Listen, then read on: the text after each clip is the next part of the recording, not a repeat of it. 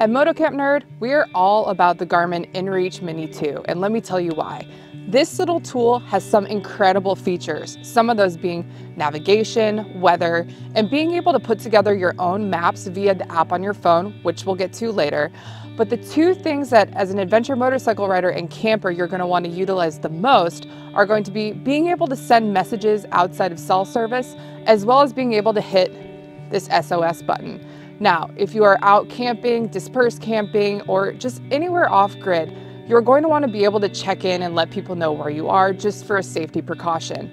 Having the SOS button also is great for those worst-case scenarios. Now, as riders and as campers, we always want to think we're being as safe as possible, but accidents do happen. And let me tell you, I have had 3 friends in the last year who have used that SOS button, and they rant and rave about how amazing it was to use, how fast medical personnel were able to reach them, and how they wish everyone had one of these lovely little inReaches. So one of the more daunting aspects of getting a Garmin, though, can be setup. Now, setting up any type of new system because of Bluetooth and apps on your phone can be a little intimidating. Today, I'm going to walk you through just how to set up the Garmin inReach, show you how easy it is, and within 15 minutes, you'll be able to make a map, check the weather, and get out and explore.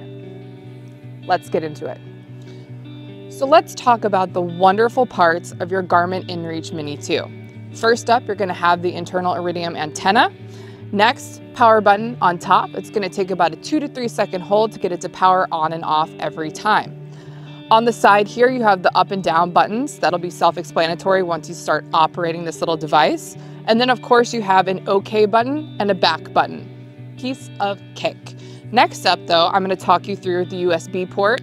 This is to charge the Garmin. Probably the most important part of this little device is to make sure it's charged. Otherwise, you'll be out in the middle of nowhere and have no way to contact anybody or track one of those awesome maps you made on the app on your phone previously. This is USB-C port, so it's not a USB port that's the B, it's the C, it's the tinier one, newer one. I know, pain in the butt, but there's always gonna be a million charge cords for everything. Next, you have the SOS button over here. The SOS button is under a weather strip. The reason they do that is also so you don't accidentally bump it and have to rescind your SOS. The weather strip is also over the charging port. Make sure this is always covered, otherwise you're gonna ruin your Garmin real fast. Of course, then you also have your screen here, and on the back, you have a nice little mounting screw for various different mounts for both the motorcycle as well as on your body.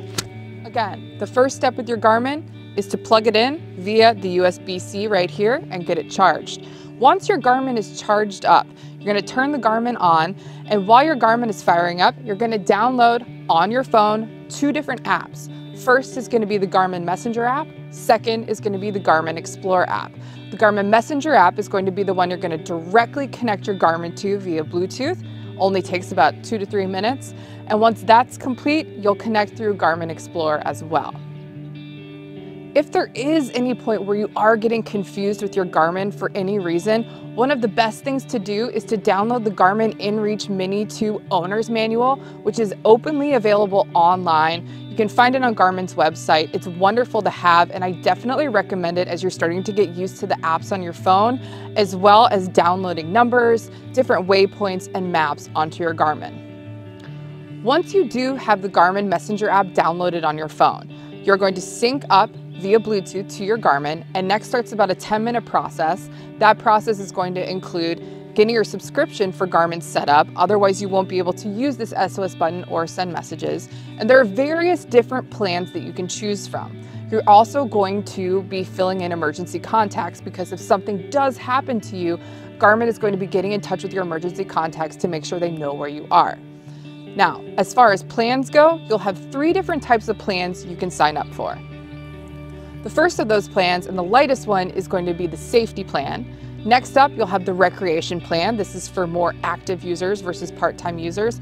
And then the expedition plan. And the expedition plan, I would recommend if you are somebody that is out every couple of days, going out of service, and just in need to make sure you're keeping yourself safe and following maps and navigation. Next is going to be specifying which search and rescue insurance you want to have. You can have Search and Rescue 100, which is great. It's mainly for people who use it part-time and aren't out all of the time using their Garmin.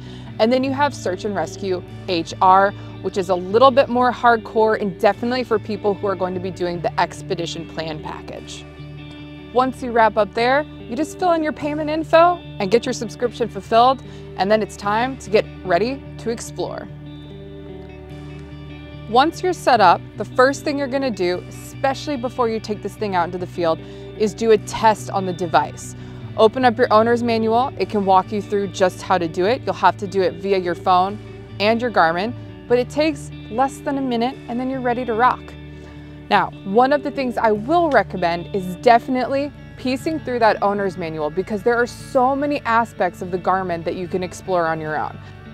The Garmin inReach 2 is such a necessity as an adventure motorcycle rider and camper. It's a great way to stay in touch with your people, to create maps, to navigate, as well as to have an emergency out if things go sideways. Thank you for being a part of our video. At MotoCamp Nerd, we have all the gear you need so you can pack small and camp easy. See you next time.